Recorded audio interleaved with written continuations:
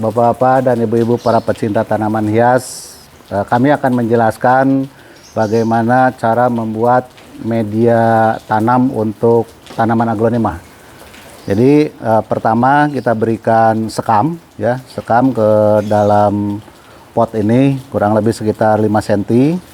Nah, setelah itu kita buat media untuk pertumbuhan, mencampur antara sekam dengan tanah hitam ini yang sudah kita siapkan, dicampur dengan sekam, dan juga kita berikan pupuk kompota ya.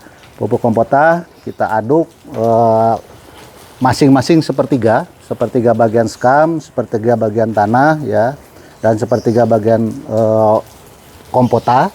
Ini digunakan untuk media tanam dari tanaman aglonema. Jadi ini yang sudah teraduk ya, sudah tercampur merata, langsung kita masukkan ke dalam pot ya. Ini langsung kita masukkan ke dalam pot. Nah, kemudian setelah itu kita berikan pupuk hayati emas ya. Jadi pupuk hayati emas ini adalah mikroba ya. Mikroba yang memang fungsinya untuk membantu penambatan unsur hara dari luar, baik itu untuk nitrogen, kemudian juga unsur hara lainnya ya. Di sini ini ada pupuk hayati emas ini, mikrobanya ada Azosporidium, kemudian Azotobacter, Aeromonas, dan Aspergillus. Kita berikan kepada tanah yang sudah dicampur tadi, ini kurang lebih sekitar 40 sampai 50 gram ya, untuk membantu fungsi mikroba di dalam tanah sehingga tanaman akan lebih subur. Nah, kemudian kita masukkan, kita campurkan dulu ya, campurkan, dan setelah itu kita berikan Marpu-P. Ya, jadi Marpu-P ini adalah bahan aktifnya itu Trichoderma coningii dan Trichoderma harzianum ya. Dari mana fungsinya ini adalah untuk mengendalikan penyakit tular tanah seperti Fusarium atau penyakit busuk pangkal batang, busuk akar. Kita berikan ini sekitar 30 sampai 50 gram ya. Ini apalagi untuk aglonema ini yang rawan terhadap penyakit busuk akar ataupun busuk pangkal batang, ini diperlukan sekali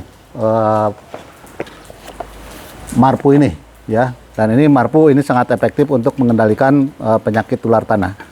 Nah, setelah itu kemudian kita masukkan tanaman aglonema ya. Tanaman aglonema kita masukkan ke dalam pot yang sudah diberi perlakuan pupuk dan Marpu tadi ya. Dan kita berikan tanah kembali ya, untuk memenuhkan pot ini ya. Nah, kita dipadatkan dengan tanah sehingga si aglonema ini bisa berdiri dengan sempurna ya. Jadi kita padatkan, kemudian tanah juga kita atur ketinggiannya, ini tidak terlalu penuh ya.